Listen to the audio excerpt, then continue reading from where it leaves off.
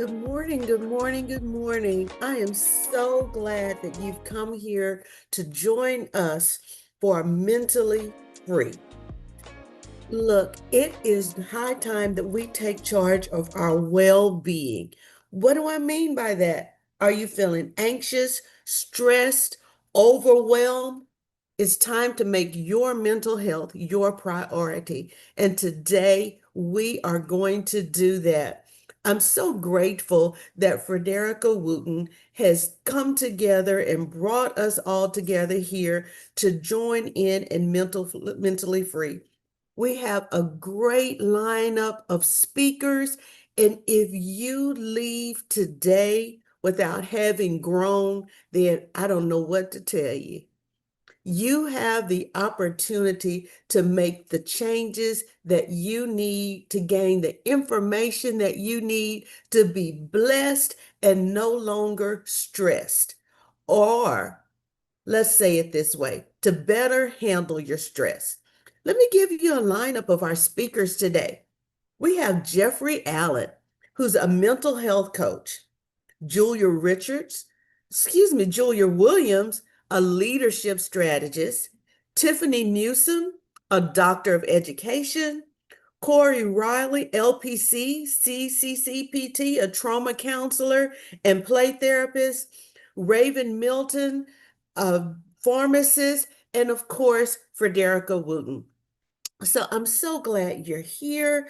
And I'm going to turn it over to the young lady that brought us all together so she can give us more information. But I'm telling you, I'm excited about today, and we are going to learn, we're going to grow. And by this afternoon, y'all, we're going to be mentally free. Frederica? Thank you so much for that great introduction. I was like, who's she talking about, y'all? But she was talking about me. So I am here to introduce the reason for the season, if you will, the reason for the occasion, as well as welcome you. You took some time out of your snow day. Can you imagine? Texas has snow on the day we are going to be mentally free. Come on, go out and play in the snow if you want. But also, you get to be inside, warm, learning, and engaging in some helpful topics, some things that not everybody really talks about, but so many need to talk about. So, here, as we get started, I want to introduce you to Mentally Free PLLC. So, we here at Mentally Free and its partners are committed to walking alongside individuals and their journey to emotional and spiritual wellness. As a Christian faith based mental health practice, we provide compassionate, evidence based, grounded care in the belief that healing involves the whole person, mind, body, and spirit. We proudly serve adults and people across the lifespan, offering support through life's challenges, including anxiety, depression, trauma, grief, transitions. Whether you're seeking clinical counseling, crisis support, or biblical integrated guidance, we meet you right where you are with respect, empathy, and hope. So I'm excited to have you here today to join in with this wonderful panel of speakers who are well trained in their fields to be able to speak with you and speak on topics that, again, just sometimes aren't very widely spoken of, but are very widely experienced. So I look forward to seeing you in the chat. Feel free to engage. One great thing to remember as we're back in this virtual world, y'all remember 2020? We're not gonna go back there, but we'll talk about it. That when we have these virtual settings, you want to remain on mute, to keep your device on mute so that everyone can freely hear what's being said and what's going on without the interruption of your beautiful background.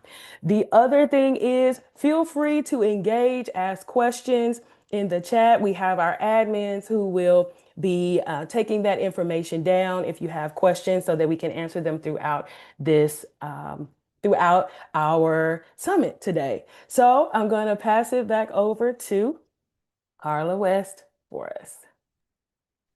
All right, guys. So I want to give you an overview of what we're going to be doing today. Okay. And let me get everything prepared because this is going to be a great time.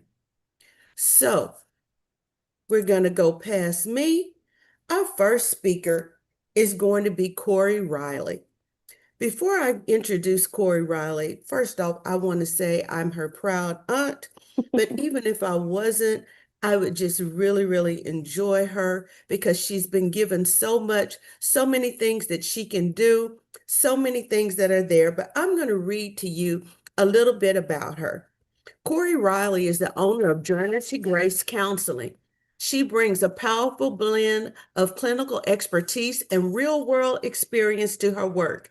Shaped by her background as a school teacher, school counselor, Christian Academy director, and child welfare investigator with family and protective services. This unique journey gives her deep insight into the complex dynamics affecting children, families, adults, and the systems that influence their lives. Rooted in empathy, collaboration, and culturally responsive care, Corey is passionate about helping individuals experience healing, growth, and grace. Let us welcome Corey Riley from Journey to Grace Counseling. Take it away, Corey. Wow, thank you for that introduction. Thank you for this opportunity. I'm excited. I can talk about mental health and mental wellness all day long, whether whether I'm asked or not. It is just a joy for me to be able to be in the room. I get excited just to have the opportunity to share what's going on in the lives of our community. So I'm going to start sharing my screen as well. I didn't realize it muted me for just a moment as I was attempting to share my screen, but let's get going so you guys can see. As we are in the technology world, it is a great opportunity for us to not just have conversations with those that can be in the room, but those that can be um, around the globe. And so I'm excited to keep this conversation going. Today, I will be sharing information on raising super kids. I am a mother of two wonderful super kids, and I am a Crockett, Texas native. And so I'm excited to see that there are other Crockett, Texas natives in the room, in our virtual room, but then also know that this conversation can impact everyone, whether you are a teacher, a parent, a caregiver, or you're just walking past someone in the grocery store that has a child. Being able to understand the mind of a child, or remember when you were one, if you have had some moons pass and you have slept and woke up a few times and find out that you're an adult. The inner child within us still has or needs the attention, still needs to be served well. So, a little bit about me. I won't go in deep detail because Carla West, my lovely aunt, has already shared lots of great details about me. But just as a visual, this is kind of the roadmap that has brought me to you guys right now. My time as a investigator and inspector with Family Protective Services of Texas has really shaped a lot of the why behind why I am so passionate with working with children. Seeing children and families in such vulnerable situations prick my heart. Even before then, my love for mental health started with supporting my loved ones in my household as we managed the highs and lows of mental health being supported, and then moments when maybe it needed more support. And so I am passionate about what I do because I know what change looks like and feels like. I also know that there are systems and challenges that are in place that create the struggle that oftentimes is out of our control. So, today, my objective will be to help you understand what resilience is. There's a lot of coined sayings about, kids are resilient, or, kids can handle everything, or they're just little adults. Today, we're going to dive a little bit deeper into that to really get a better understanding. I want to also look deeper into some of the challenges that children face today. I speak with a lot of families. Even when I consider my own children at times, I have to remind myself that today is a different time. Yes, there are patterns that are consistent, but there are different stressors, different pressures, and challenges that children today and families today have to overcome. We'll also talk through some strategies that can be implemented to help with developing and strengthening emotional intelligence and resilience, and then ways that the adults can model that, because we are the example. Children are sponges. And so what we do informs what children do. They learn from what they see. And so we want to be great models of what resilience and stability can look like. And then how to bridge that from home to school to every environment that children are in. And then lastly, try to find a way to encourage a overall outcome that embraces failure in a positive way. We have slipped as a culture group into that participation role. Everybody gets the green participation ribbon, and there is time for that. And then there's time for just acknowledging that it didn't go the way you expected, and that's okay. And so we'll learn how to balance the both of those so that, again, there's some resilience and empowerment that is gained in the midst of it all. Also, I'm a pretty interactive presenter. As my bio shared, I was once a elementary teacher, and not just high level elementary, but kindergarten. And that was my favorite. I taught kindergarten, second, and fourth grade. And what was necessary for me to keep the attention of my littlest friends was making this interactive. And so I hope that you guys are ready, because there are going to be moments where we are chatting together, either in the chat, just to keep the pace going, and also afterwards, we'll have a little bit of time maybe for some Q&A. So, jumping into what is resilience? There's the official definition, and then there's some common misconceptions. So let's kind of pull it apart.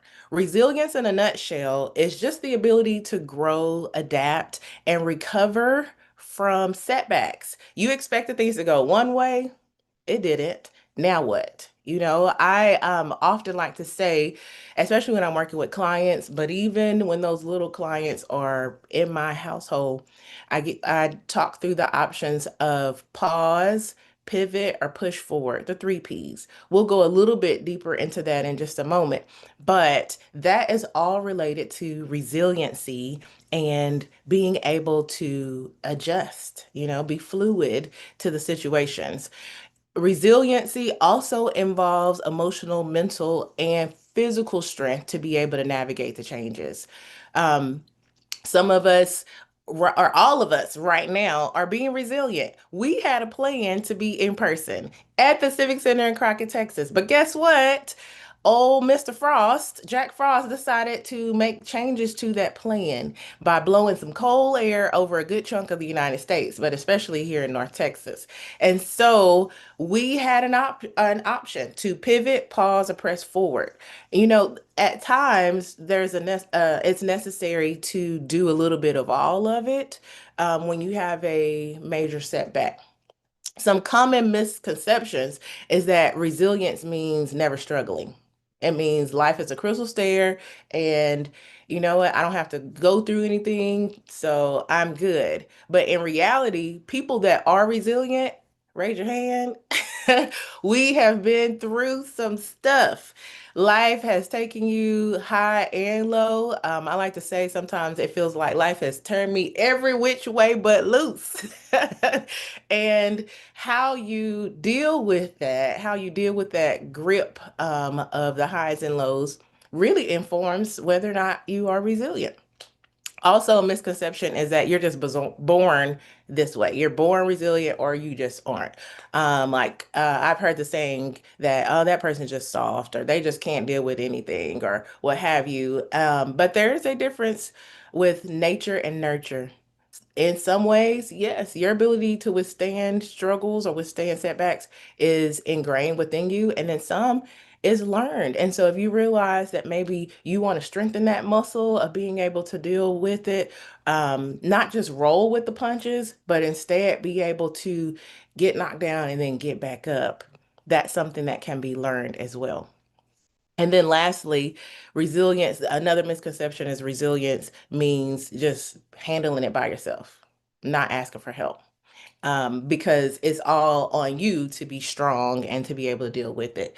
But a truly resilient person that has a healthy mindset understands that it's not just on me to figure it out, but I can figure out the who's in my life that can help me get to what I'm trying to accomplish. There's a great book that I'm a plug right here. I don't receive any kickback from this plug, but there's a great book called Who Not How that has really helped change my mindset when it comes to asking for help and seeking it. And so, in that book, it just talks about finding the who's, the person that has that skill set, the person that is great at what they do, the person that has already been there, knows what to do, has a postcard that they can mail out because they got to the end of that experience. And being able to connect with the who helps you to accomplish the how much easier and with less stress. And so, what does it mean for you? What does resilience mean for you? I want to challenge you to just take a moment and think about that. Does it mean that you, again, just bounce back? You got it? Does it mean that you're strong no matter what? I hope not, because there is strength in vulnerability, there's growth in your weakness. Biblically, God is stronger in our lives when we can acknowledge our weakness and ask for help, whether that is help from someone you know or help from the Lord in heaven. Making sure that you are getting the help that you need. All right, moving on to the history of what's going on with the kids these days. So, studies show that there's a 40% increase in anxiety among young adults just from the last decade. So the studies are looking at just a 10-year gap that there's been a 40% increase. And the question is, why is that? Depending on who you ask, it could be a myriad of a lot of things. From the changes in social media, the changes in what our children and our young adults have access to. It could be the change from being a collaborative society to being more of a one-on-one society. In the past, there was a lot more face-to-face socialization. In order to see your friend after school, you had to go outside and see your friend after school. There was a requirement to engage. There were fewer distractions with technology because, we had a brick phone or that phone was connected to the wall. And it can only take you so far. But now our technology literally is in the palm of our hand. It travels with us, and a lot of times it determines whether or not the socialization even happens because there's this pseudo belief that we are socializing when we're on social media. We're not. That is not quite the socialization that our minds and our bodies need and what we were built for. So, present day, we have information overload. There is a constant barrage of information, news, comparison that is just right here in our faces. Now, I'm not suggesting that we totally disconnect from technology or social media, but it is important that it informs or your response to it informs how much time that you do connect. And so the study shows now that the average daily screen time has increased by 3 hours from 2000, from the early 2000s to 7+ hours on average in today's time. And that's not just for adults that maybe are looking at a computer screen. This is not including your work time. This is your personal time has increased from that to now. Also, the ability to have digital communication, a lot of people will say, well, I just FaceTime the person because I can't see them. And there's strength to that. I can say that my family, we have been engaging in weekly Zoom calls, and it has allowed us to touch base with family all across the nation at a time when we couldn't even go to the grocery store and talk to the person in line. And now this has continued, more than 5 years later, and it has strengthened connections. So there are definitely some value. There's value to that connection, but it should not replace the face-to-face and dialogue that is needed. Oftentimes, when I'm working with young adults and even our those that have really lived life and have experiences through the decades, there's still a rise in anxiety with just the idea to have to interact in person. So what do we do? Emotional intelligence, that's a important part of being able to be resilient. Let's talk about how that shows up in building resilience. So you may hear the acronym of EQ. That is emotional intelligence. That's not just the IQ. I know a lot of things, but EQ is I know what to do with how I feel about those things. It's really important. So, self awareness is one of the first components to emotional intelligence. Being able to know what I feel can help me to know what to do with it. If I know that I'm sad about something, then that means that it matters to me and I can expect possibly to cry or to need some time to myself. If I can identify that I'm feeling anxious, okay, but what kind of anxious is this? There is the anxiousness that tells us this is important to me and I am excited. And so when I feel the bubbles in my tummy, then I can say, oh, okay, this is just important to me. There's the anxiety that tells me that this is dangerous. I need to be on alert. And so the body actually responds in a similar way with all the different types of anxiety. You just need to know and tune in to what type of anxiety this is. So the safety anxiety still may give me the bubbles, or it may give me a burst of energy so that I can run and get out the way of that car that's backing out in the parking lot because they don't see me. So now let me move quickly. There's also some unhealthy anxiety that starts to speak negativity into your mind. And it starts to give you a voice that maybe is not yours, and it starts to create doubt and some unhealthy comparison. So, being aware is the first step of emotional intelligence, and then knowing what to do with it. So, self regulation is being able to control and make decisions with those emotions still bubbling up. There are lots of tools that we don't have time today to talk about for self-regulation. But if you want to tap in and share in the chat how you regulate your body when you notice that you're having some big emotions, maybe you're tired, you're overwhelmed, you're frustrated, you do things with that. Is it a healthy self-regulation? Or maybe it could use a little tweaking to become more healthy. Motivation is another part of emotional intelligence. And that's the mindset that I'm not giving up. I'm going to still do it. I'm going to get it done. I might just need a little bit of break, that the three P's, to pivot, push forward, or pause first.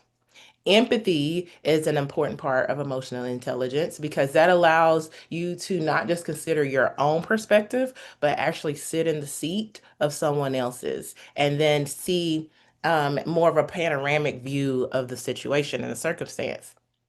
And then lastly, social skills and the ability to communicate and resolve conflict or gain, some collaboration in how something is handled. That's important too. All of these five components are major parts of emotional intelligence and how we build resilience. This is the foundation. And then now we're going to talk more about how to put that into play. I appreciate you guys jumping into the chat and sharing what you do and how it has been beneficial. This is a group effort. We're going to learn from each other, not just from me. So, how does this impact your parenting? If you're a parent in the room, just, give yourself a little pat on the back because who told us we could be parents? I asked my husband that just last night. I said, we got two kids. And he said, yeah, we've had them for a little bit of time. And I am grateful to be someone's mommy. It really shapes my life in the best way, but it also lets me know that there is a charge on me to get my life together and be healthy and to be strong when I need, to be vulnerable when I need, and to just be able to connect with my needs as well so that I could be everything that my children and my family needs. But as I said in the head at the beginning of this, it doesn't matter if you're a parent or not. You are still a guidepost to a little eye, to a set of little eyes that are looking at you. Whether you are in the grocery store and someone cuts in front of you, if you decide to get mad at that person and go off, I guarantee somewhere there's someone that's looking at you and they're getting an understanding of, oh, so that's what I do. Or if you are at the gas station and the pump is irritating you because it keeps clicking off before you're done pumping the gas, and there may be again some little lies, and those little lies may not even be under the age of 5. There may be a 17-year-old or a 16-year-old that is pumping gas also, and they're watching what you're doing to see how you respond. And so, some practical strategies to build resilience. First of all, encourage growth mindset. Let's talk about how challenges help us to grow. It's not going to always be easy, but what did you learn from it? How can you adjust whatever you're doing the next time so that, you don't get as set back, you don't stumble as much. Also praise effort, not results. Let's focus on the fact that they tried and that they were persistent and didn't give up. And then look where you have gotten already because you kept trying. And then let's allow our young people to be able to have age appropriate independence. Now, the age appropriate part is so important because we have to know what, not just the child development levels, what is a statistically research based appropriate for our children, and you can learn that through really Google now, but pediatricians or other professionals in your life or the teachers in your children's life should be able to kind of give you information on that.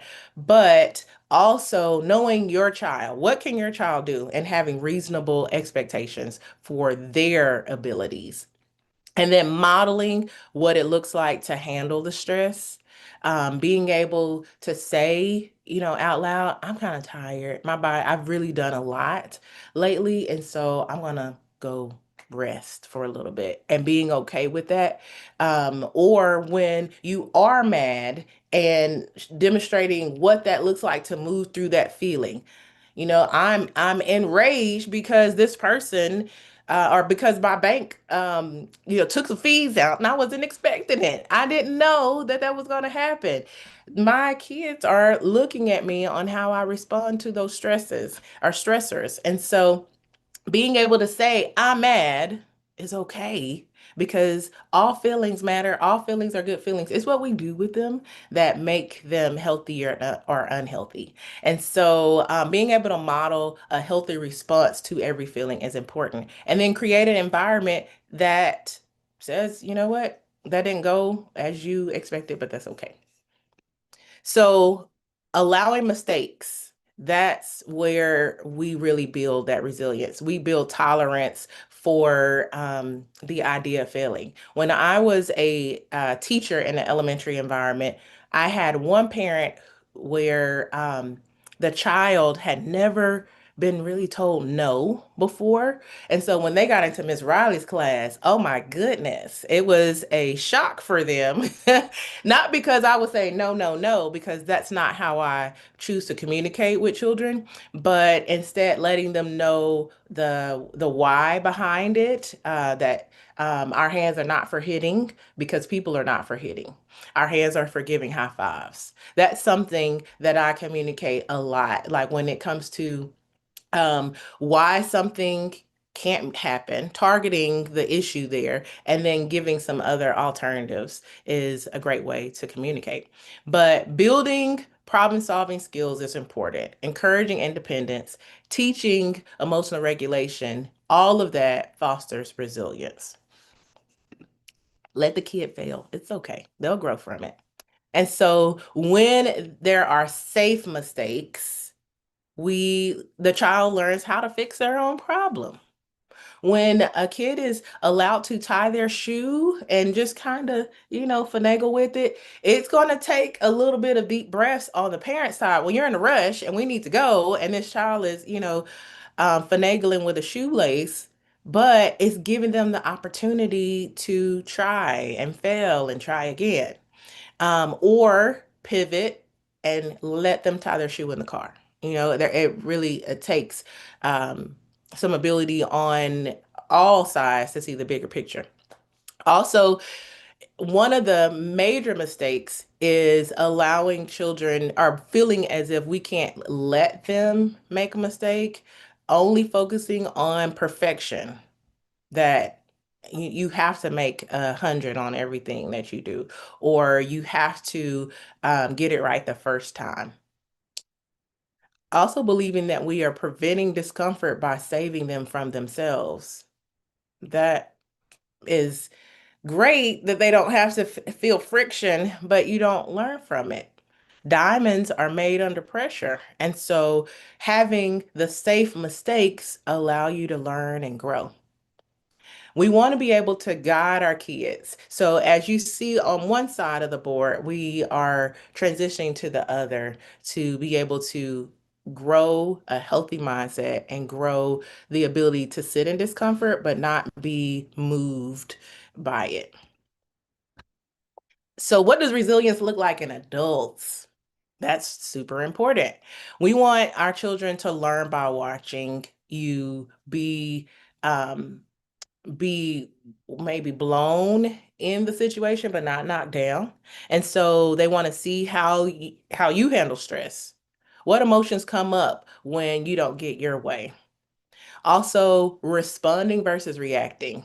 And that can be a challenge depending on how big the situation is. But if you notice that you're going to react by throwing something, or you're going to react by yelling, or by cursing, or by, jamming on your gas so you can pass someone up on the highway, that's a reaction. A response is where you take your time, catch your breath, and really consider what is the best way to handle this. What doesn't fuel the fire, but instead extinguishes it. So the same expectation of normalizing mistakes for children is required for adults. So normalizing that I applied for that job and had that interview, and my words didn't come out just the way I wanted it. I can be disappointed, but I can learn from it. Okay, next time I get an interview, I'm going to say this, or I'm going to explain it this way. Or if maybe there was a situation that happened in a relationship and there was a disagreement, it turned into an argument, maybe it turned into a breakup. That situation, as long as you know that it was a mistake, talk it out. And even with age appropriate communication with your child, children need to know that you're not perfect, that you don't have it all figured out. We're all kind of winging it, if we want to be real. And so having the ability to say that, to explain in age appropriate language that, you know what, I made a mistake. Oops, I didn't realize that I wasn't ready, or I thought that this way would work and it didn't. um, and being able to demonstrate self-care and perseverance is also a life lesson that's important. Um, as we are looking into like the school environment, if you are an educator or have access to an educator, you know that right now there are pressures that teachers have, principals have, and educators have that are vastly different than what was experienced in the classroom setting years ago, decades ago, for sure. And so it's important that these same models are brought into the classroom. As a former school counselor, my job was to go into the classroom and primarily help our children know or develop their emotional education or emotional intelligence through social emotional learning and guidance lessons. But I did a lot of talking to the teachers because it trickles down. A healthy adult in an environment with children creates a healthy environment for the kids. When you are, I like to use a plant model. When a plant is healthy, it is able to take in the nutrients from the soil and continue to grow. But let's say the soil is, you know, it has some toxins in it, or the pot is too small, or the air environment is unclean. Well, then that plant is going to struggle to grow. In fact, it might start to wilt and later die. And so the adults in the room, we are all the components around, and the child is the plant. And it's just absorbing everything that it needs. And when the environment, the soil, the air, and the nutrients are one that promote a healthy environment, then it's going to flourish. So let's talk about the language that we use that shapes resilience. How we talk to ourselves as adults, again, models how our children will talk to themselves or how they'll talk about situations. And so when we speak to kids, it shapes their beliefs about themselves, about the worldview, and how they should feel. So a supportive language, it supports problem solving, it develops confidence and emotional growth. But if you're judging and you are belittling, criticizing, all of that, then you're going to see that start to create roots of how the child believes and sees themselves. So, communication adjustments. I want you to drop in the chat some phrases that either you've heard before when it comes to a failure or not doing something right, or maybe a script that you've heard in your own thoughts. And let's try to flip it. So you're going to add the original one, and then how can we rephrase it or reframe it to be growth focused, growth mindset focused? So an example is, a kid saying, "I'm just not good at this." What could you say to that kid instead that can not create such a definite result? I'm not good at this. That belief means it's never going to change. What can you say to that child or even to yourself instead? Things like, yeah, you're still learning. It took me a while myself. I didn't get it the first time I tried. All of that is a great reason or great example of, yes, you just learn from it. Another example that I hear a lot, oh my goodness, it pricks my heart when a child is crying and or a person is crying. Even as adults, I see this a lot where a person apologizes for crying. I'm sorry, I'm getting emotional. Or in the grocery store, a kid wants something and the parent says, "Stop crying before I give you something to cry about." Or something is emotional and pricking their heart and those emotions are starting to come up. Telling someone to stop or minimizing saying it's not a big deal, well, maybe it's not for you. But what is another way that you can support them without minimizing their response or telling them how to respond? Things like, um, it's okay to make mistakes and it's okay to try again. Feelings can get big sometimes. What do you do with those feelings? It's important to adjust your language so that it doesn't tear down, even if it's just a thought. Life transitions really impact also how resilience shows up. Um, some of the experiences that happen for kids that we don't always take into account are transitions from daycare to another daycare, having a new baby or new sibling in your life, potty training. Those are major life transitions that can impact how a child develops resilience. If you are not supporting a healthy growth experience through these transitions, it's going to start to bear poor fruit, and the child will not be able to respond well to those changes. In your school year phase of life, like from 6 years old to 12 or so, the first day of school could be a really big deal. Being able to develop resilience in that time or changing teachers from grade to grade, needing to make new friends, those are opportunities and times when developing resilience and supporting each other in that time is going to be key. And then in that later adolescent teenage period from 13 to 18, some of the transitions will be puberty, um, going to high school or changing schools, moving, going to college, getting your first job. Those are times in a life when the changes will impact them. And it's going to be important to make sure that you are um, using those tools that we talked about prior to strengthen their experience for resilience. So, some steps, just as a recap. Resilience is not born or it's not built. Sorry, lips are getting tied. Resilience is built, not born. And so knowing that I have to practice this with my child or with my student, I have to help them develop it is going to be important. Emotional intelligence matters. Talking about your feelings does not make you soft. It does not make you weak. It does not, mean that you are not able to handle situations. Instead, it gives you the opportunity to grow and learn.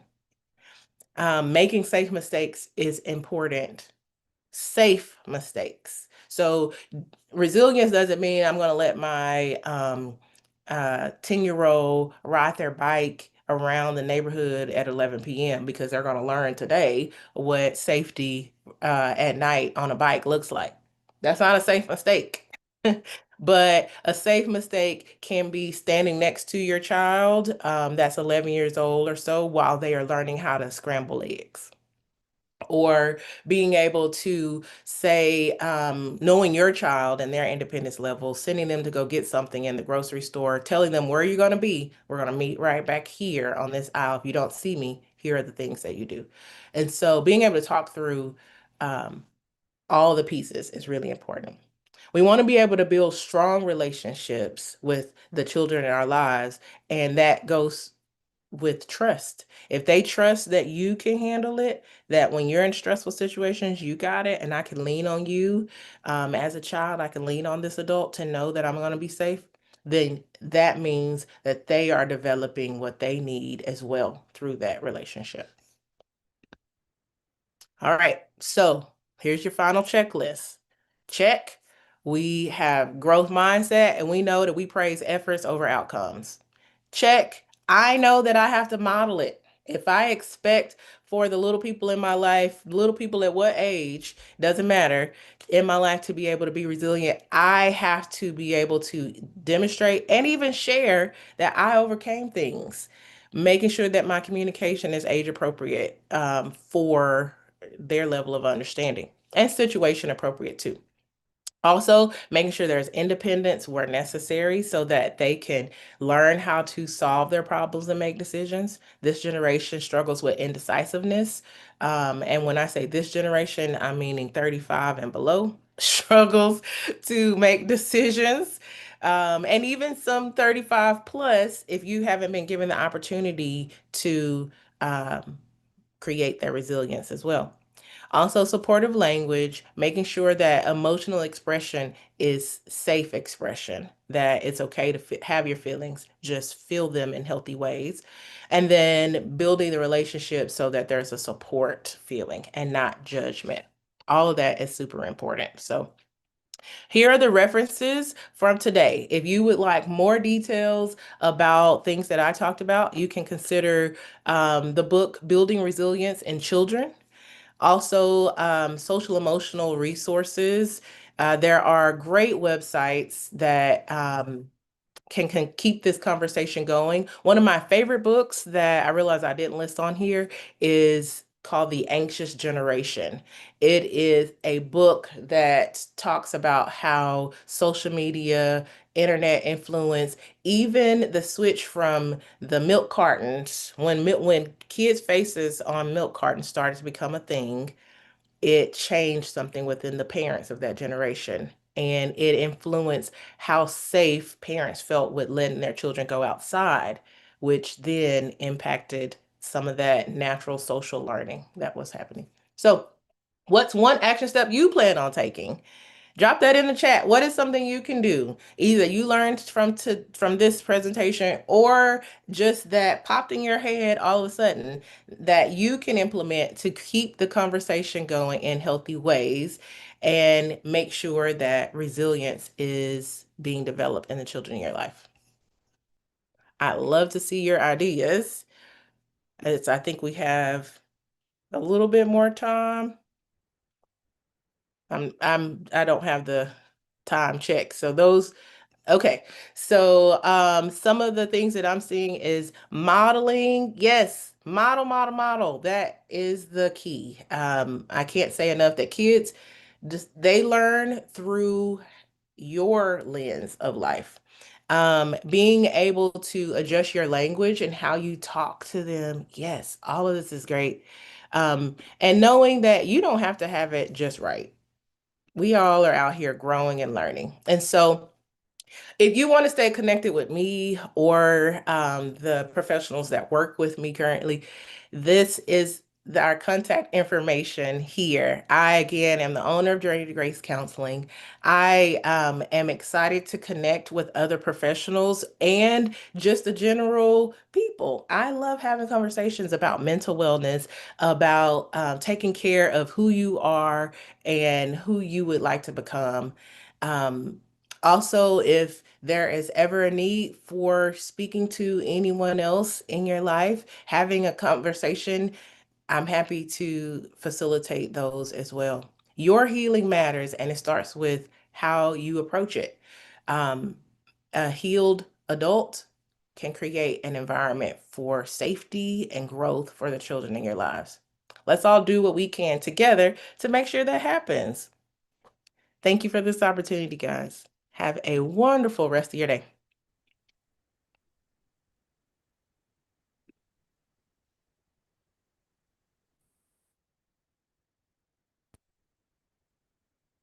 Wow, that was awesome.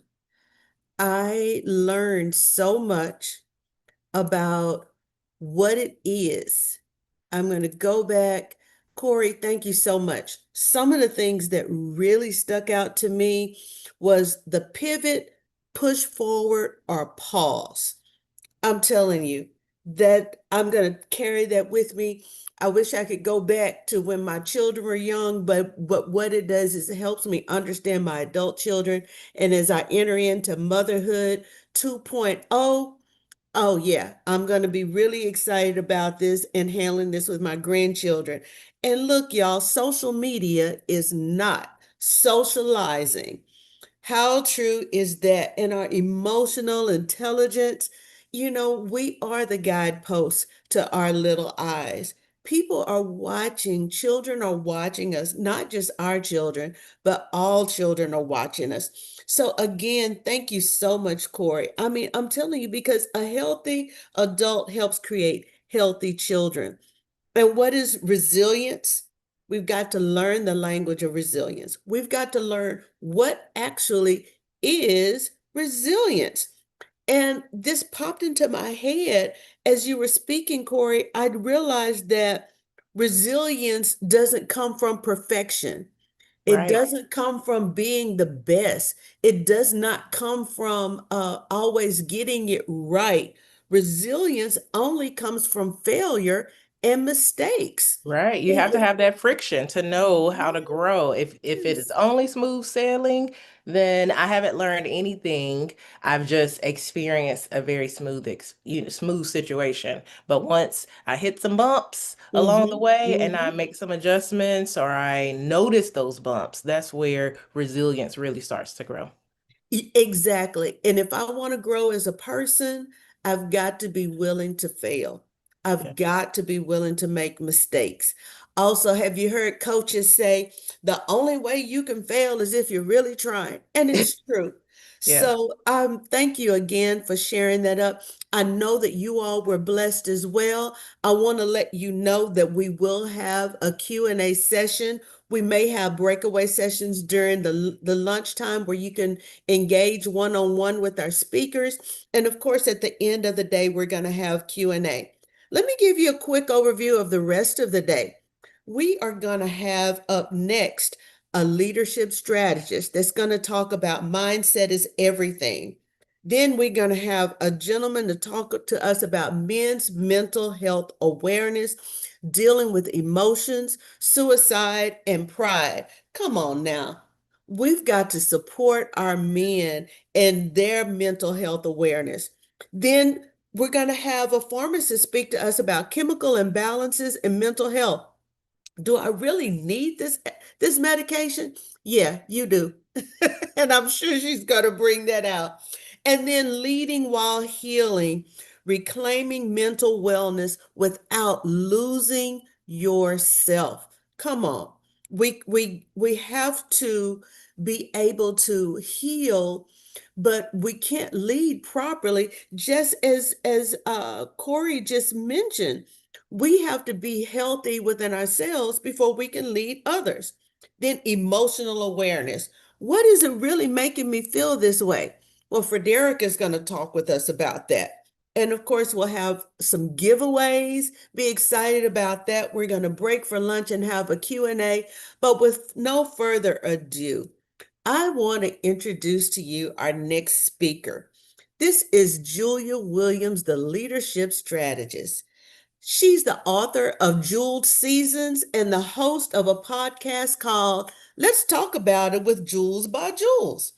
Julia she's passionate about helping others develop an innovative and authentic understanding of who they are and how they lead through holistic, strategic methods that integrate the mind, body, soul, and spirit. She equips the next generation of leaders, especially women, to rise into their natural leadership and pursue their dreams one step at a time. Based in the DFW, Texas area, Julia brings insight, inspiration, and practical wisdom to every stage. Julia, I am so glad that you're going to be preparing for us and taking us and letting us know that there is a strategy to leadership. Take it away, Julia. Well, thank Thank you, Miss K. How are? Thank you, everyone. Well, we've come. It's a good day. And I am just like Corey. I love practical applications. I love people communicating because guess what? We're doing this on video and we need your interaction to help us keep moving. So, for the first, without further ado, I want you guys to do me a favor. I want you to take a deep breath in, a deep breath out, a deep breath in, and a deep breath out. That was for me, not for y'all. I'm just joking. It's for all of us, just to get ready to relax ourselves for what you're about to hear today. So, I want one another exercise. I want you guys to close your eyes, put your hand on your head, and I want you to say, I have a sound mind. All right. And I want you to say it louder, like you're in the Carnegie Hall and you're in the front row, and you need to hear the person in the back needs to hear you. So I need you to scream it so loud and say, I have a sound mind. And then last but not least, you're on the top of the Empire State Building, and all the person down the street, they need to hear you. I have a sound mind. Awesome. The reason why I am telling you to declare that right now is because we're going to clear those mind things that we got going on in our mind. And sometimes things happen that causes us to not have a sound mind. Like so many things happen. So before I dive in, let me just share a little thing about myself and we'll go from there. So I am not originally from Texas. So I'm not like Corey or Frederica from Crockett, Texas. I'm not a Texan. So this cold weather just messed me all up. You know, it's been messing me up since I moved here. So, but I moved from Trinidad and I came to America and I decided to move to Texas. You know, sometimes things happen. But last year, something terrible happened. Well, depends on how you look at it. And that's why we're going to talk about mindset is everything. Last year, I was diagnosed with stage 3 cancer, breast cancer. And when I was diagnosed with that, the first thing that happened in my mind is, come and say, what now? I'm not used to that. What are you talking about? I am a faith person. I believe in who God is. Sickness can't come to me. So, how is that coming to attack my body? And I was like, no, this doesn't make any sense. And then I went through phases of shock, hurt, and disappointing. And because it affects everything in your body, it affects your mind first, and then it works your way down. And so I went through frustration, anger, fear, finally surrender, and I had to let it go. So I'm going to talk to you guys about my process in going through this whole thing. Okay. So imagine me hearing this story about getting breast cancer. The shock factor in your mind tells you you can't get through this. This is a life-threatening disease. And so when you're going through that, it gets you in the place of, I can't do this.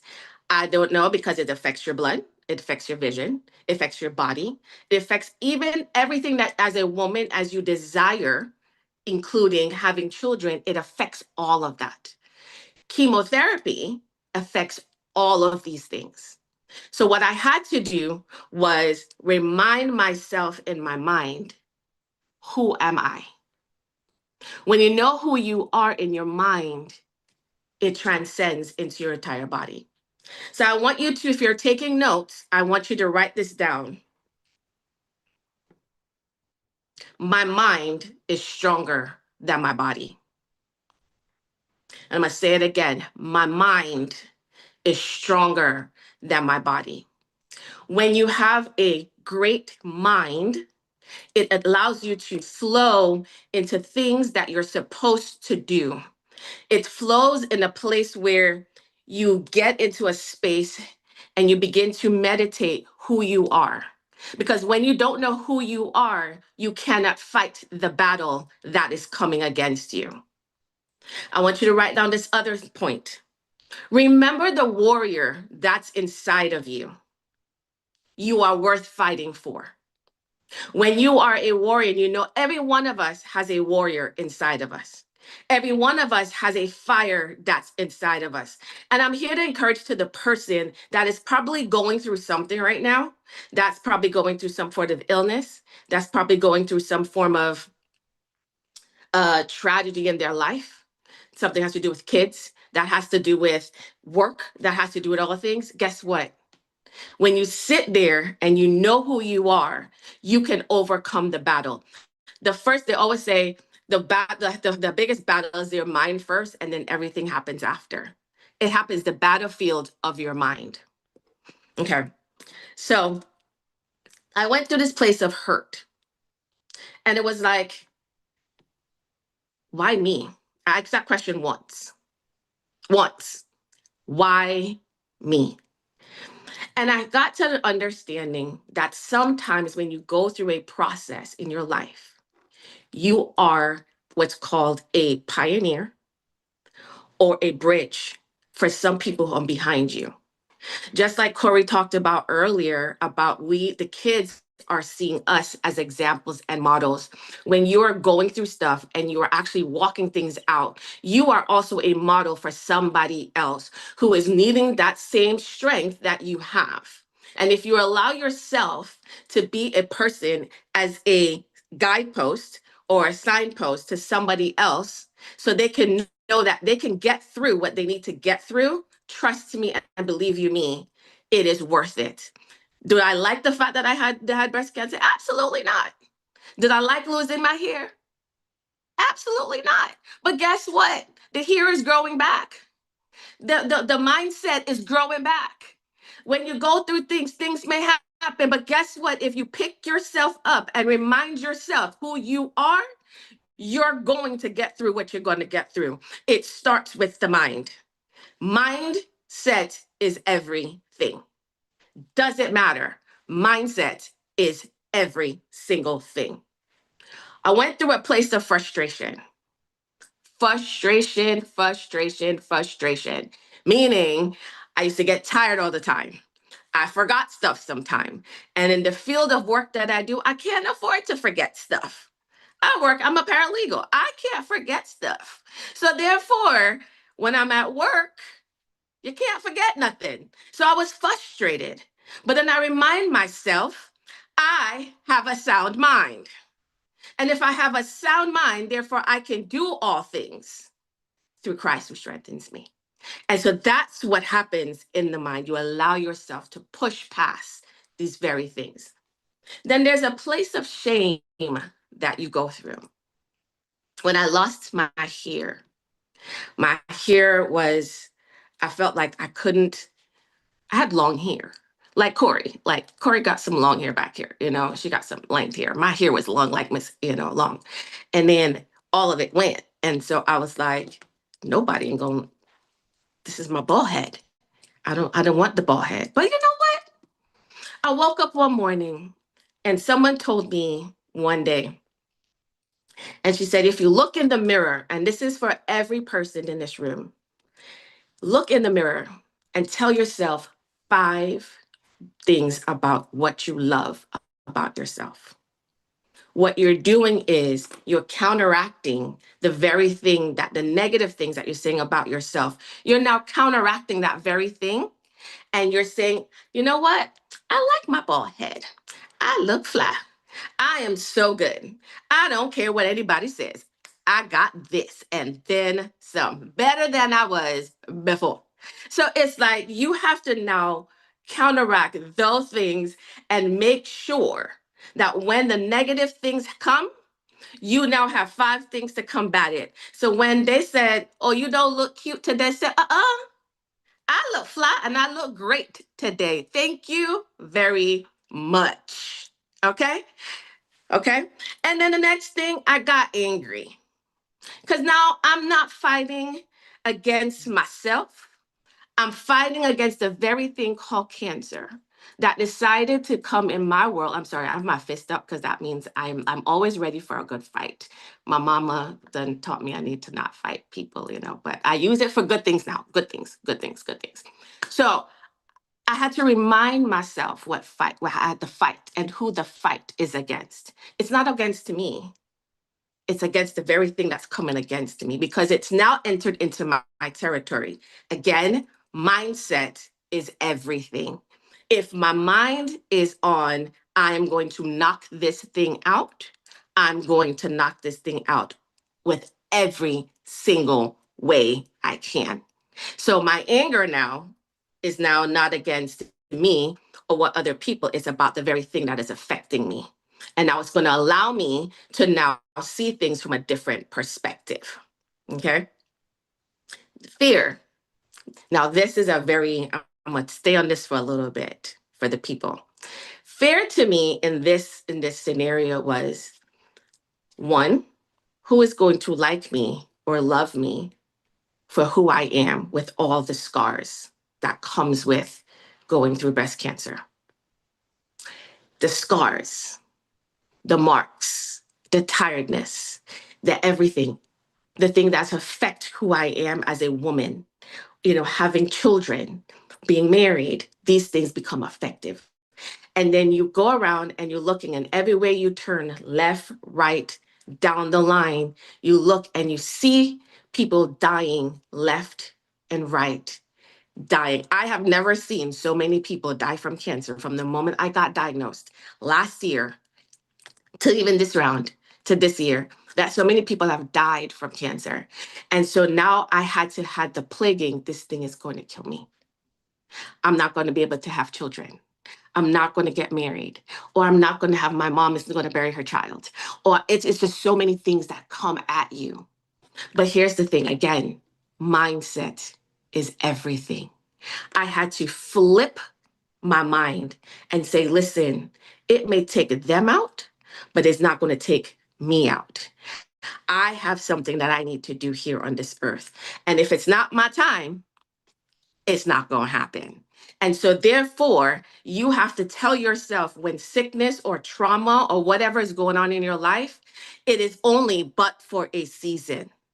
Let me tell you, it's only for a season and time. If you allow yourself to think for yourself and allow yourself to see things from a different perspective, it is only for a season and time. And now you have to look at it on the other side. I heard somebody say one day, when you're going through any form of trauma, hurt, pain, frustration, everything, you have to look yourself on the other side of the situation. What I mean by that is what I saw myself on the other side of having this thing that I got going on is now I see myself being fully clean and healed from cancer. I see myself married. I see myself with children. I see myself running, doing what I have to do.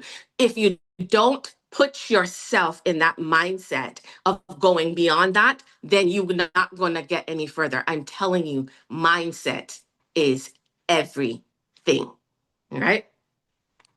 The last thing is surrender. Surrender to me means it's not giving up. Everyone thinks surrender means giving up. It really isn't.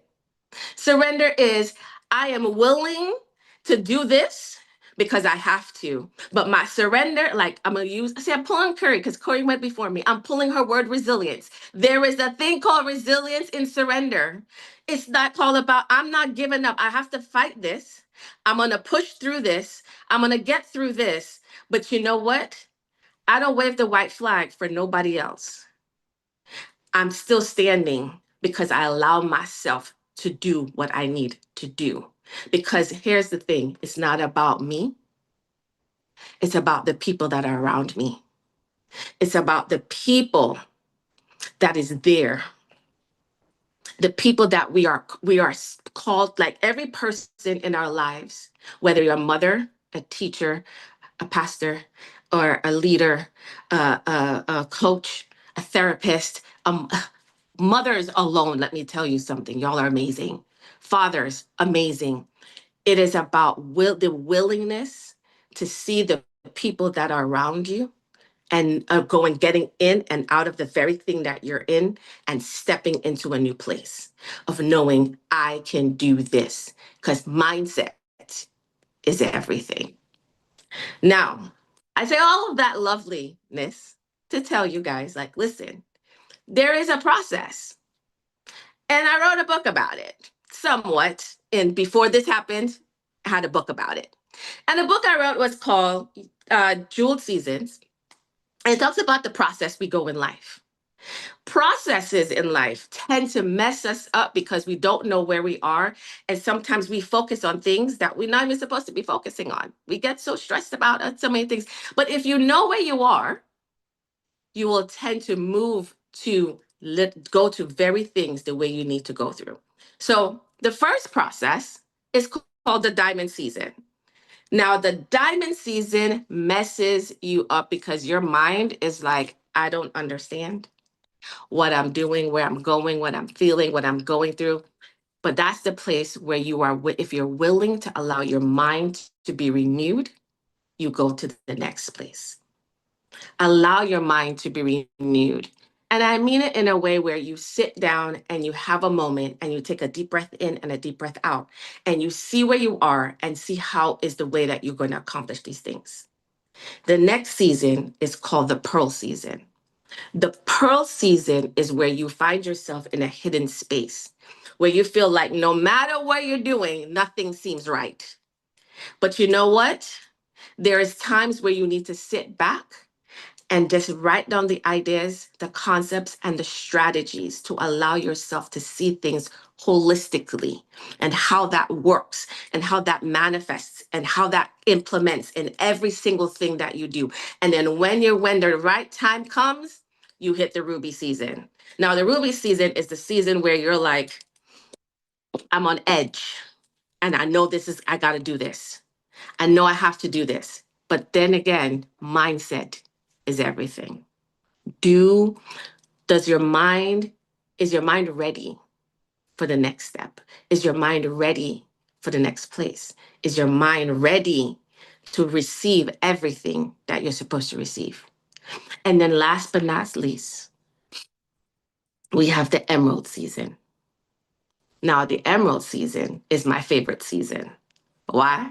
Because you're on the other side of the fence.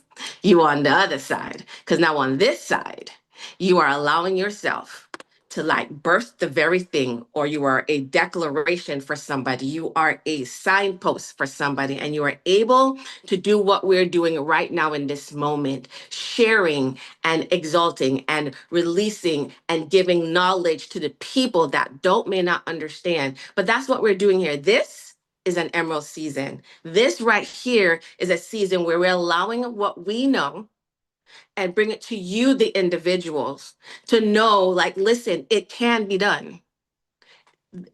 Trust me, it can be done. I am a walking product that if you're hit with a disease, that at the end of the day, if you have a mindset flip, I'm going to tell you right now, as I took chemo, every person that saw me could not understand why I look the way that I look. You know why? Mindset is everything.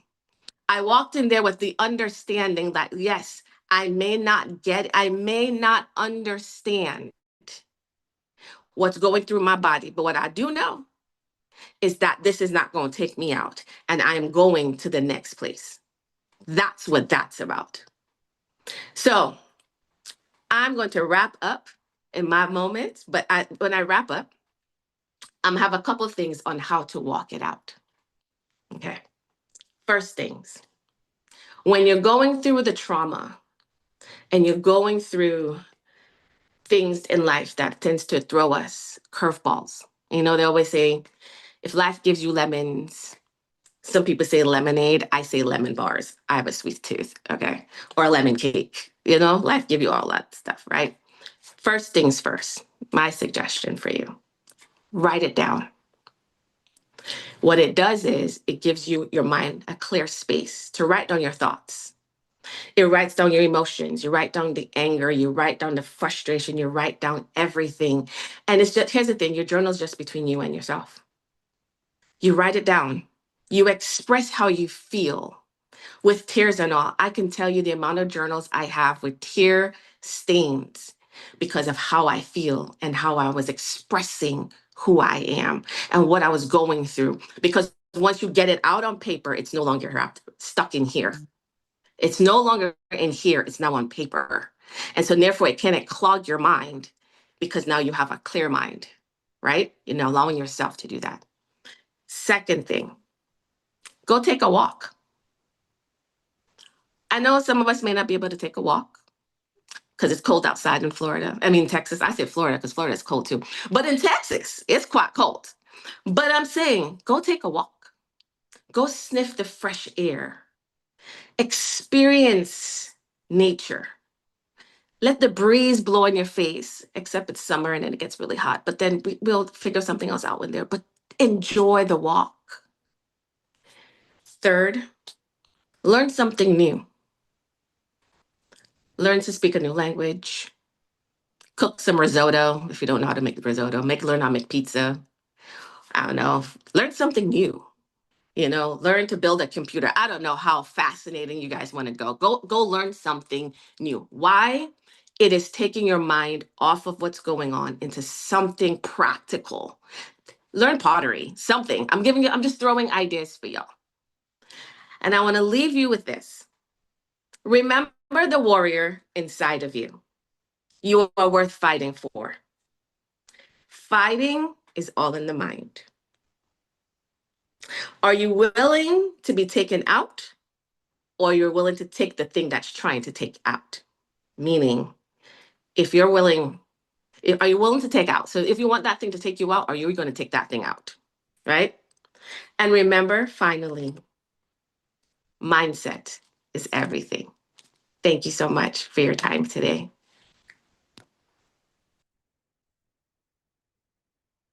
Gee, come on now. Um, this is just fascinating. I need to make sure that you are really, really getting this because this is such good meat. It is excellent for our soul, our spirit, and it's excellent for our body. I am I'm just excited about what I'm feeling God doing in this because um I see that we start off understanding that resilience in our children is one thing. It is so powerful to teach our children to be resilient. But if we are going to teach our children to be resilient, then we have to be resilient and we have to be able to lead them into that resilience. So, yeah, I want to make sure that you're getting it. I hope that you're receiving everything that you're supposed to get. Let me tell you some of the things that stood out for me. Okay. One of the things that stood out is number one, I need to declare I have a sound mind. That right there is, I know when I've experienced issues where I have been gone through depression, or I've gone through things, or I've gone through trauma, or some kind of way to be able to say, I have a sound mind. That means a lot. Even if I didn't feel it, I had to declare it. Thank you, Julia, for letting us know that. Because when you know who you are in your mind, oh, wow, then your mind is stronger than your body. So, look, we're three-part beings: body, soul, and spirit. God has our spirit. We have to take care of our bodies and we have to take care of our minds. Sometimes these bodies fail us. Sometimes these bodies will try and make us think that everything is going wrong, that it's all sorts of stuff happening. But the reality of it is, our mind is the control. It is stronger than our bodies. So then she said, okay, look, this got me. I almost fell over in my seat, that I am worth fighting for. One of my favorite songs is by Brian Courtney Wilson, and it has the same title, Worth Fighting For. And it is so true. The song is on two levels. The song is saying that God says that I'm worth fighting for. But I have to know that my family, my mind, my work, my business, my children, everything, I am worth fighting for. Okay? Oh, wow. Then you know what? Not only is mindset everything, we are a pioneer or a bridge. Let that sink in. A pioneer or a bridge, because we are bridging the gap, and we're being the connection piece that's taking people from one step to the next step. Are you willing to do that? Are you willing to lead the way? Are you willing to allow other people to follow you? You know, if you're willing to let people follow you, that means you also have to be willing to lead. A lot of people want people to follow them. You know, social media now states, oh, how many followers do I have? Okay, followers are good. Yes, they are. It's really good to have followers. But the point of the matter is, are you leading? Where are you leading the people to? What is your fellowship doing? Are you in fellowship with the right things? Are you in fellowship with fear? So she broke it down. Fear is only for a season and a time, and you have to see yourself better. You have to see yourself healed. I congratulate you, Julia, on your healing, on what God has done for you. You went through that, I believe, so you can lead the rest of us and be that pioneer, be that bridge, be that example of resilience, be that leader to help us to see that, yes, we can be healed too. We can be better. How do we see ourselves?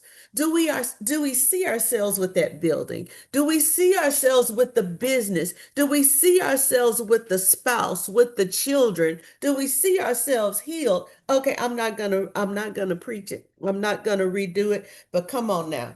Now the next thing, surrender is not giving up. Let me say it again, because that one had to get in my head and go right down to my heart. Surrender is not giving up. You have to know, when is it time to surrender? Surrender is a good thing. If you keep pushing forward, are you going to die in the push? Or are you going to allow the surrender to help you step back, reassess, and grow, and then go through the process? So, what's the process? Your diamond season. Diamonds are made from pressure. The most beautiful, the most pure diamonds come out because of the intense pressure that it took to turn that gold into a diamond. And diamonds are graded on how clear they are. Are you being clear? Are you gaining clarity through the pressure? Nobody wants to be pressured. Nobody wants to feel this. But I'm telling you now, if you're going to be resilient, if you're going to lead somebody, you got to go through pressure, because you got to go through and get through the diamond season to get through your pearl season. Oh, wow. Pearls are beautiful. But do you know that they're hidden while they're forming? They're inside the shell of that clam. Nobody sees it. Nobody is acknowledging that pearl. Nobody knows what's going on but the clam that is building that pearl. What is the clam building it with? With this waste, with all the negatives that's being dumped on it, because that clam is taking it and is building that pearl into something beautiful. And at the appointed time, when it's time for you to not be hidden, then that clamshell is opened up and the beautiful pearl is inside. Come on now, our pearl season. And then our ruby season. What does the word says? The rubies, their price is higher than gold. You don't believe me? Go to the jewelry store and try and buy a real ruby. Those things are expensive. But with the ruby, you're going to be on edge. You're like, you know what? I got to do this. I got to let somebody see my brilliance. I got to let somebody see what's been built up in me. I've got to take everything that I have gained, everything that I have learned, everything that resilience has built up within me, everything that my pain has gone through, and I am compelled to share it and lead somebody into this, lead somebody into that. And you know what? That's when you go into your emerald season. Oh my God. Are emeralds not beautiful? Because you're walking in what God has given you. You're walking in that season where you're leading and you're doing it. So while you're going through this process of being and coming into your strategic leadership, write it down, write the vision, make it plain. Sometimes you just got to take a walk. Take a walk so you can regroup. Connect with nature, connect with those things that give you life, that don't drain you, that remind you what's going on. And if you need to learn something new, we all need to be lifelong learners. Let's learn something new. Like she said, a new language, how to cook risotto, whatever it is, learn something new. And then remember, remember, remember. Don't forget that warrior that is in you. You are the warrior. You know better than anyone else what you have gone through to get to where you are now. You know better than anyone else the wilderness experiences, the diamond season, pearl season, ruby season, and emerald season. You know it better than anyone else. So I want to encourage you. Come on, y'all. We got to join in on her podcast. I've got to listen to Let's Talk About It with Jules by Julia. Get her book. Oh my God, I cannot wait to follow her. And guess what?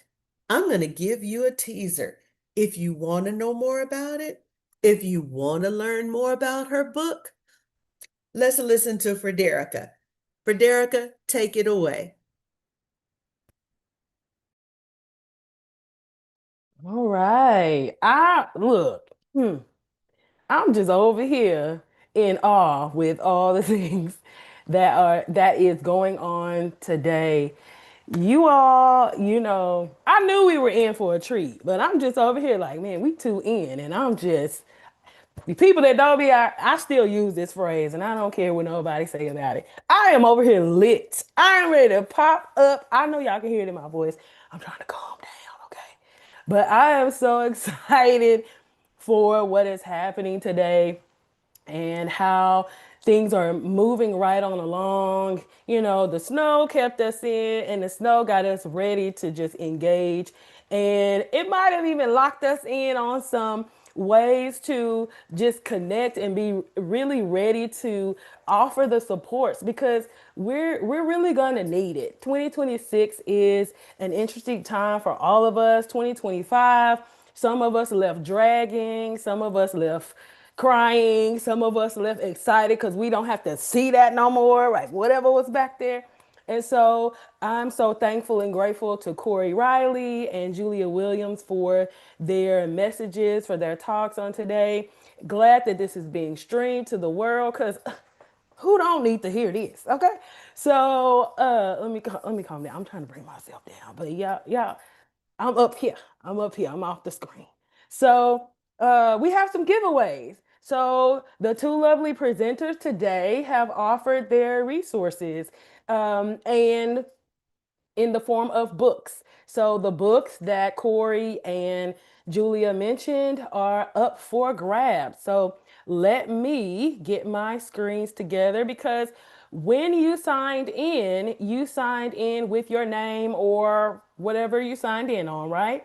And I have added everyone's name to a wheel. Just getting myself here together.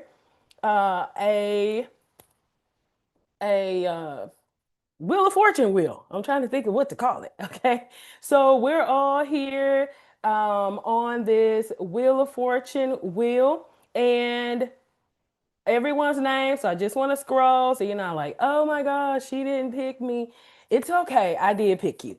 So the first book is for Corey's book, children's book, Our New Normal. And so we're going to click here to spin.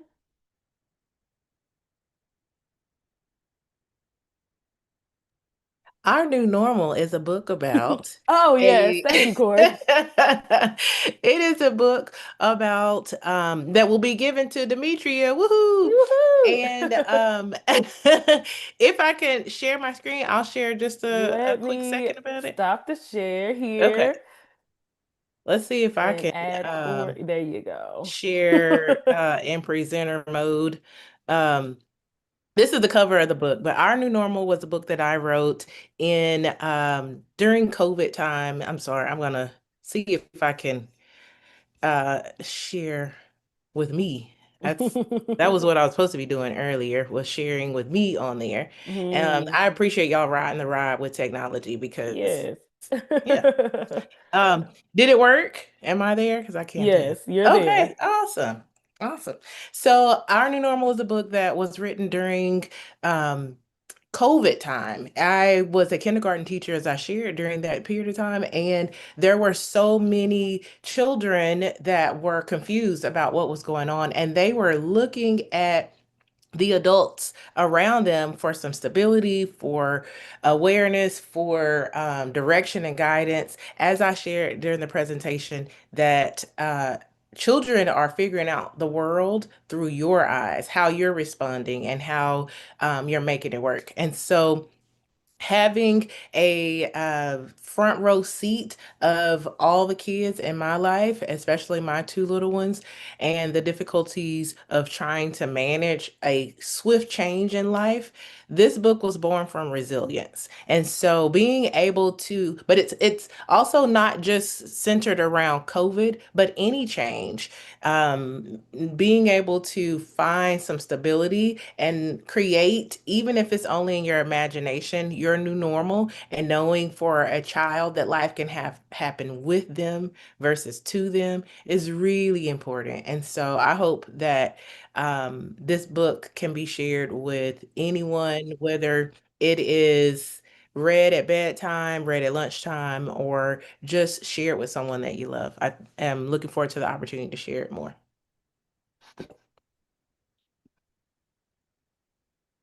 All right, thank you, Corey, for that great introduction to your book, Our New Normal. And so let me get this share back going because we have one more. Actually, we have two more. We have two more giveaways. So, Demetria M., if you could message our admin, look for the name that says admin and message her your email address, and we will reach out to you to get this book to you. All right. So we're going to go again. All right. And this is for Julia's book, Jewel Seasons. Trying to remember the name. Julia, you're gonna have to come on and introduce it. All right, Morgan M. All right, Morgan. So, Jeweled Seasons is a breakdown of everything. Oh, that's so awesome. Breakdown of what I talked about, the four seasons, and it breaks down what you do in life, and it gives you a piece of what each season, whether how you go through the diamond season, the pearl season, the Ruby season and the Pro season, and it gives you practical applications of how it helps you to grow you and take you to that next level in each space and each time and each movement. And it is amazing. I have the book here. I can show you what it looks like. It's pinky. I love pink. Can you tell? Can you tell? All right, well, that's it. Thank you. Thank you. Good job, Morgan. All right. So, just all the great resources. You'll get to take that journey with her. And I'm sure there are more books coming because y'all heard it. And y'all heard all that goodness that was coming out of there. So, Morgan, again, if you will message the name that says admin, your email address, and we will connect with you and ensure that you get that book. The other book that we will be giving away today is called Boundaries for Your Soul. And we're going to talk a little bit more, and I should flip it, but that's what it says, Boundaries for Your Soul. And this book is a book that was written by Allison Cook and Kimberly Miller. And it is a way to turn your overwhelming thoughts and feelings to your greatest allies, which is what we have been talking about today with resilience, with change, with overcoming, with integrating what in the world you went through into your life so that it doesn't make you sick, but it actually helps build you up. So let's get that share going one more time so that we can see who is going to come right on in and win.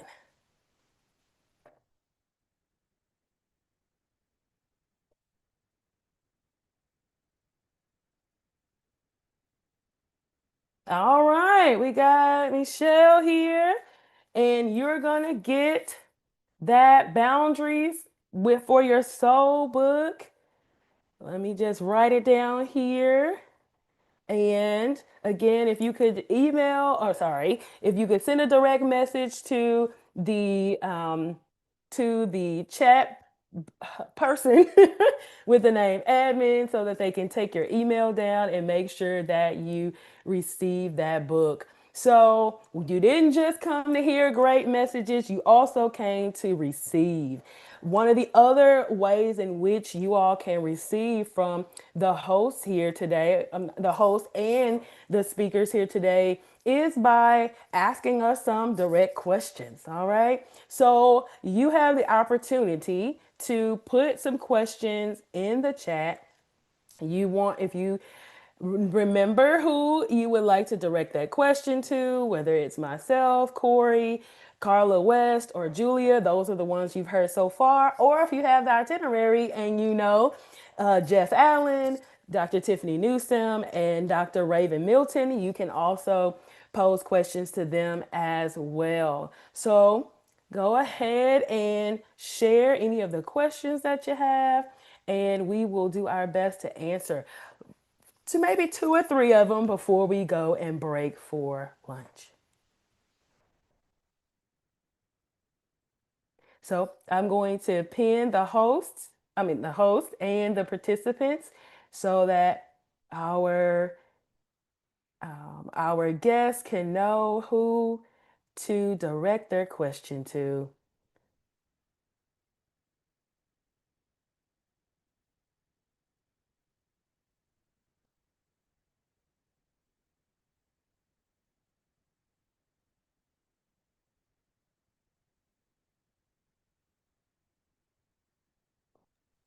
Questions can be intimidating sometimes.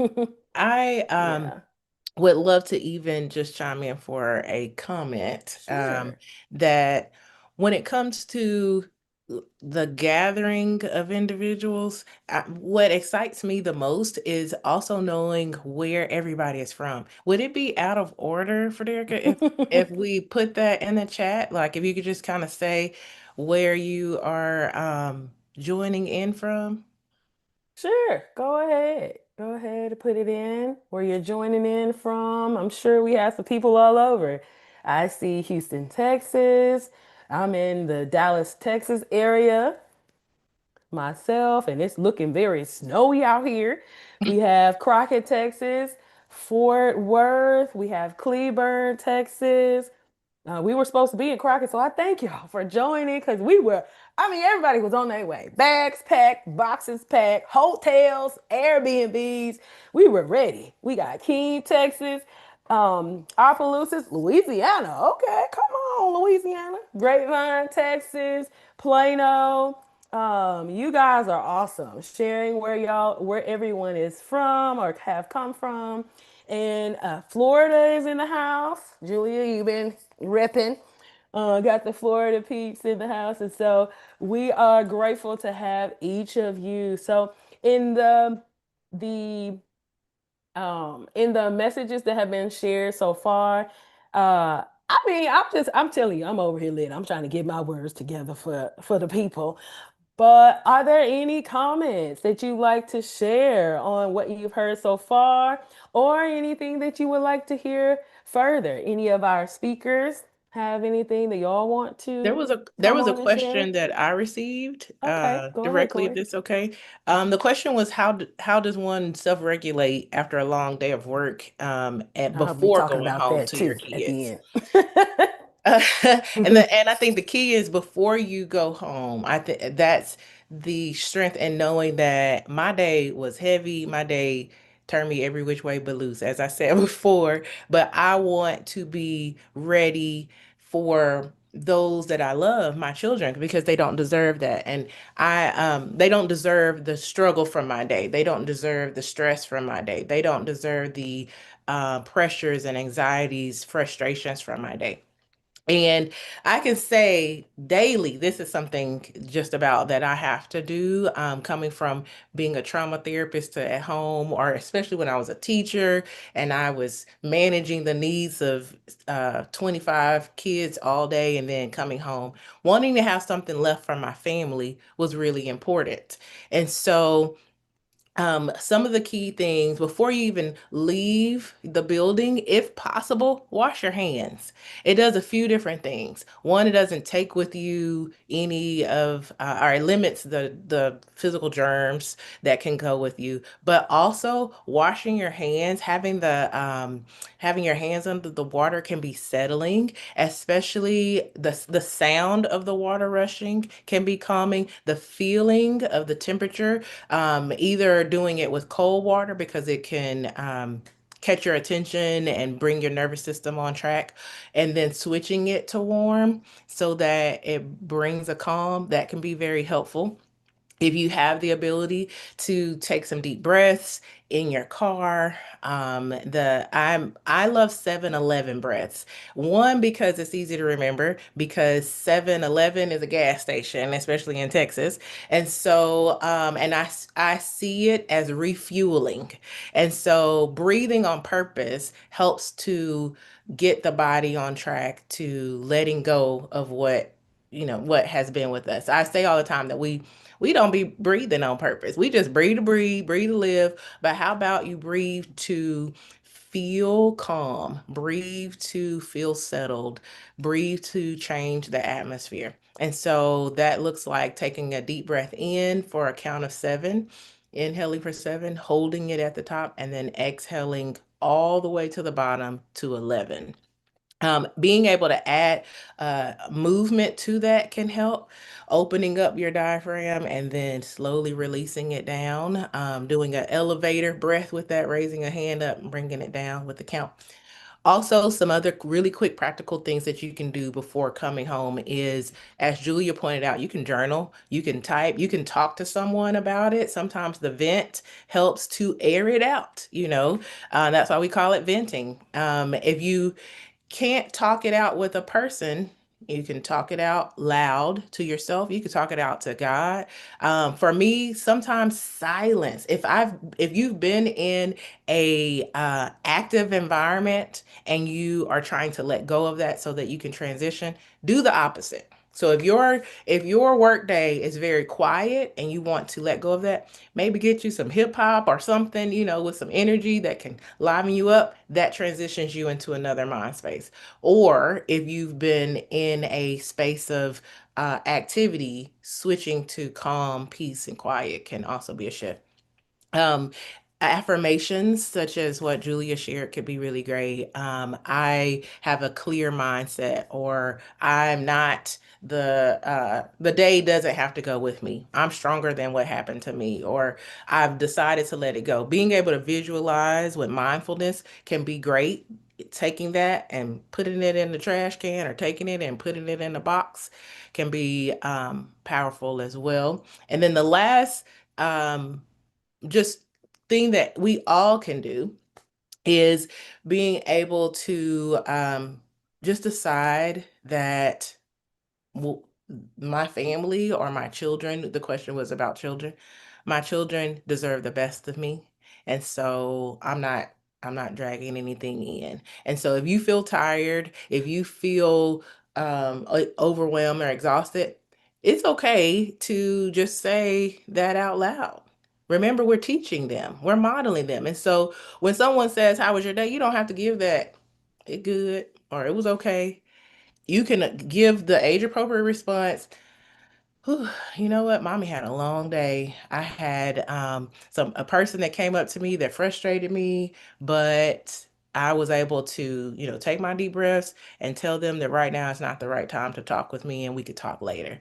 What that does is that's transparent, that's honest, that's modeling, and that's giving them the tools to handle it as well.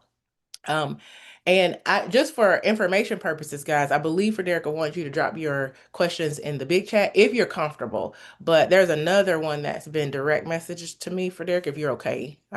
If there is anyone else that got a direct message, Okay. you Okay. can We go can ahead. ping pong. Yeah. Okay. hmm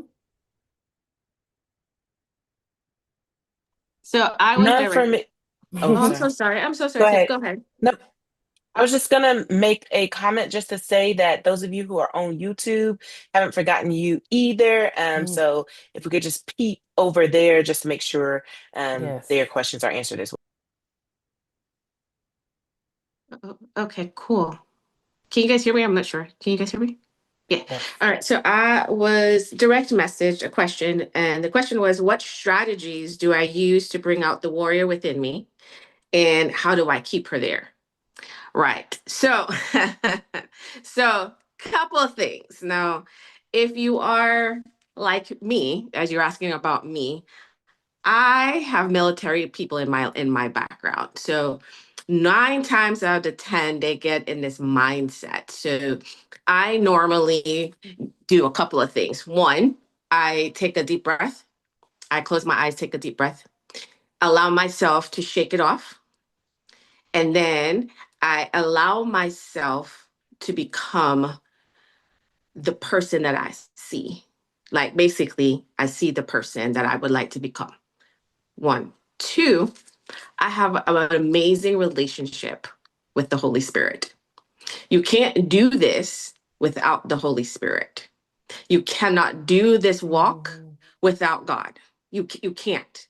And the only way you can keep that warrior within you to like keep her there or keep him there is having that with the Holy Spirit and who God is. Because guess what? They're the ones that created you and know who you are. And if you know who you are in them and they show you who you are, the warrior won't come out. It will come out and remain.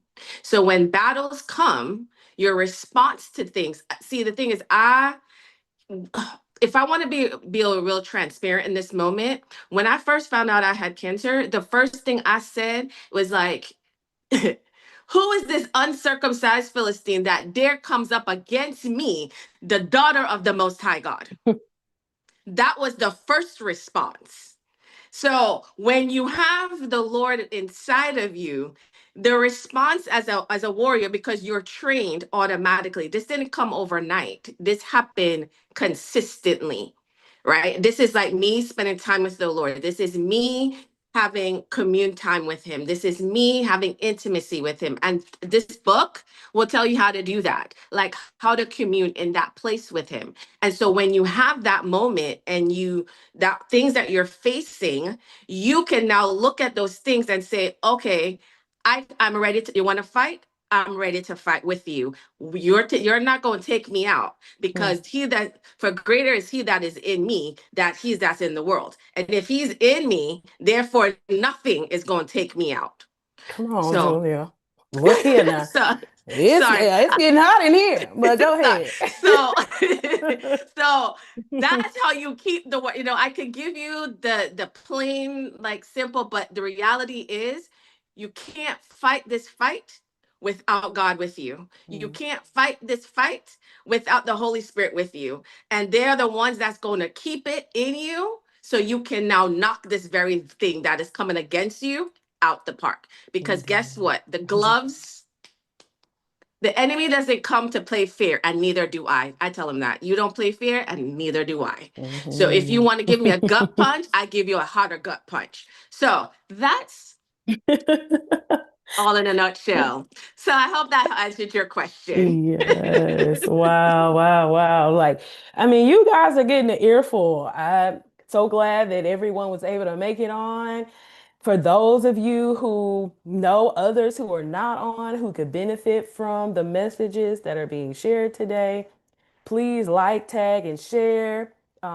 Go ahead and let people know there's a great conversation that's happening here and that we are ready. We are ready and primed in this weather that we're having right now to take on what is being put before us, which is our mental and emotional well being, which is our mental and emotional health.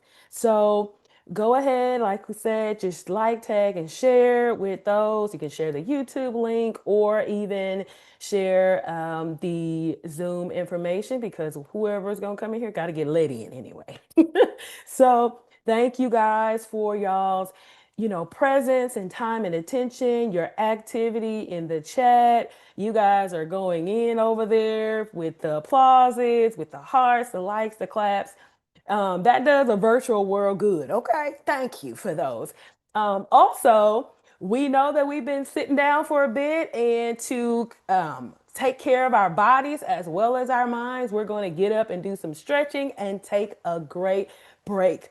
So, what we will do, we're going to ask everyone if you can come back, start to roll back in the Zoom room around 12, yeah, about 12:40. We're going to get started. Sorry, I am on the wrong. Yes. 12:40, and we're going to get started with our next presenter shortly after that. Okay? See y'all back in about 40 minutes. Bye y'all.